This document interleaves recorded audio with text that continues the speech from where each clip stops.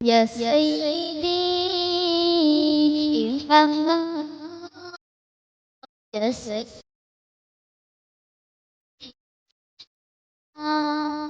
الله الله الله الله الله الله الله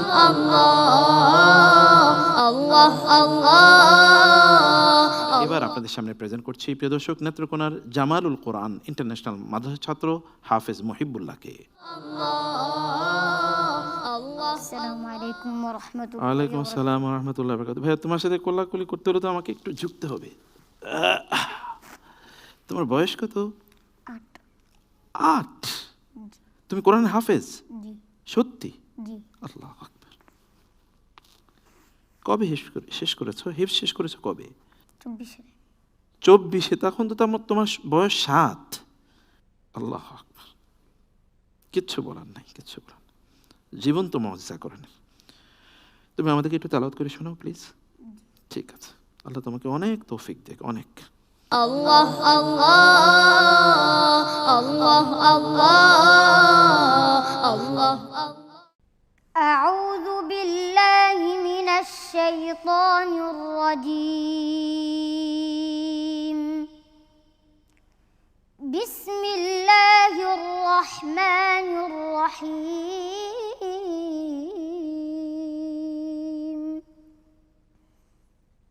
فاذكروني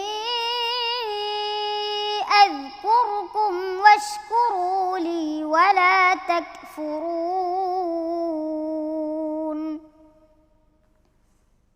يا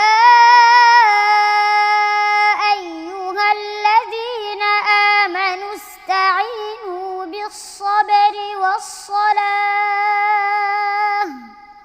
إن الله مع الصابرين ولا تقولوا لمن يقتل في سبيل الله أموات بل أحياء ولكن لا تشعرون ولنبلونكم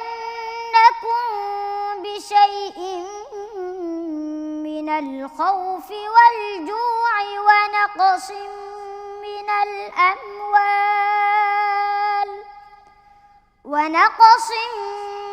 الأموال والأنفس والثمرات وبشر الصابرين الذين إذا أصابتهم مصيبة قالوا إنا لله وإنا إليه راجعون أولئك عليهم صلوات من ربهم ورحمة وأولئك هم المهتدون إن الصفا والمروة من شعائر الله فمن حج البيت أو اعتمر فلا جناح عليه أن يطوف بهما ومن تطوع خيرا فإن الله شاكر عليم إن الذين يكتمون ما أنزلنا من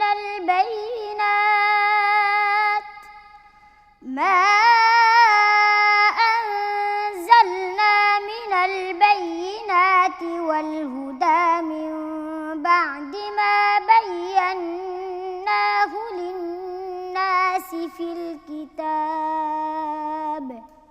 من بعد ما بيناه للناس في الكتاب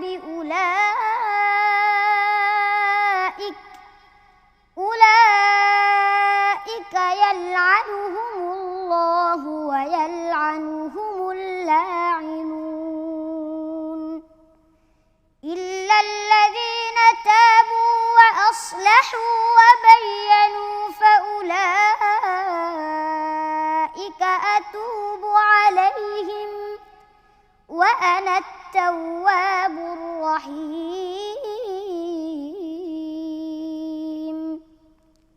إن الذين كفروا وماتوا وهم كفار أولئك عليهم لعنة الله والملائكة والناس أجمعين خالدين فيها لا يخفف عنهم العذاب ولا هم ينظرون وإلهكم إله واحد لا إله إلا هو الرحمن الرحيم حسبك صدق الله العظيم الله হ্যাঁ, তোমার জন্য কিছু বলার নাই, কিন্তু দর্শককে বলবো কোরআনের লিভিং মিরাকল, জীবন্ত মুআজিজা যদি আমরা দেখতে চাই তাহলে আমাদের এই মুহিবুল্লাহর দিকে আমাদেরকে তাকাতে হবে। যদি হৃদয় কখনো সংকীর্ণ হয়ে যায় তাহলে এদের তেলাওয়াত শুনতে হবে। আল্লাহ সুবহানাহু ওয়া তাআলা যে বলেছেন আল্লাহু নাজ্জালা আহসানাল হাদিস, আল্লাহ সর্বোত্তম বাণী নাজিল করেছেন। আমরা আমাদের এই প্রতিযোগিতা তেলাওয়াতের কতটুকু মূল্যায়ন করা দরকার তা আমি জানি না, কিন্তু তারপরেও আমাদের বিচারিক প্যানেলের দিকে যাব তাদের মন্তব্য শোনার জন্য। ওকে নিয়ে আসলে কি মন্তব্য করব? এই ছোট্ট বাচ্চা যখন ধুলাবালু নিয়ে খেলা করার কথা, ঠিক সেই সময় সে হাফেজ হয়েছে। শুধু হাফেজ হয় নাই, আমরা যে 30-32 হাজার ছেলেদের মধ্যে থেকে মাত্র 30 জনকে বাছাই করেছি, তার মধ্যে সে একজন।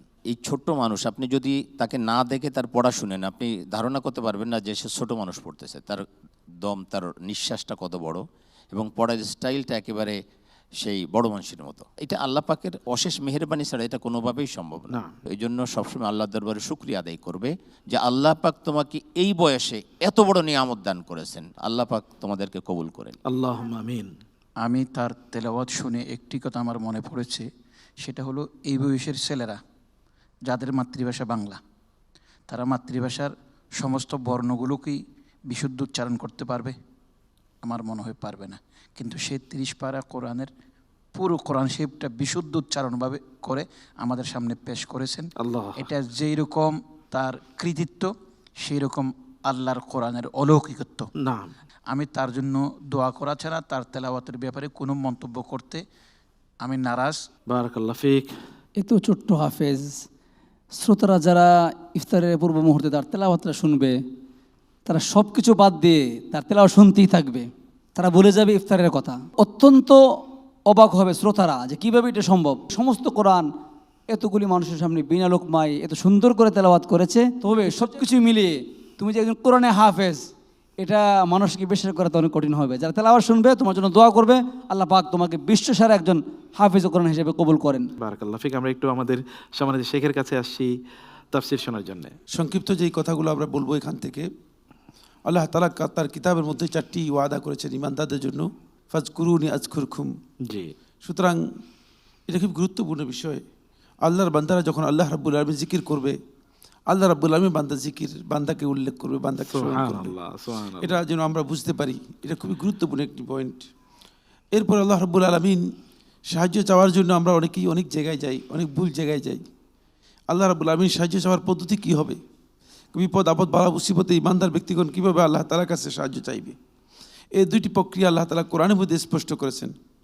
ওয়াস্তাঈনু বিস-সাবরি ওয়াস-সালাহ, সবর এবং সালাতের মাধ্যমে। দেখেন সবরকে আগে উল্লেখ করা হয়েছে, যেহেতু বালা মুসিবত বিপদ আপদে সবরটা সর্বপ্রথম থাকতে হবে। যদি সবর না থাকে তাহলে তিনি আল্লাহ সাহায্য পাবেন না। আল্লাহুম্মা আমিন। তোমার জন্য অনেক দোয়া রইল ভাইয়া, আল্লাহ তোমাকে অনেক বড় করুন। আসসালামু আলাইকুম ওয়া রাহমাতুল্লাহি ওয়া বারাকাতুহু। ওয়ালাইকুম আসসালাম ওয়া রাহমাতুল্লাহি ওয়া বারাকাতুহু।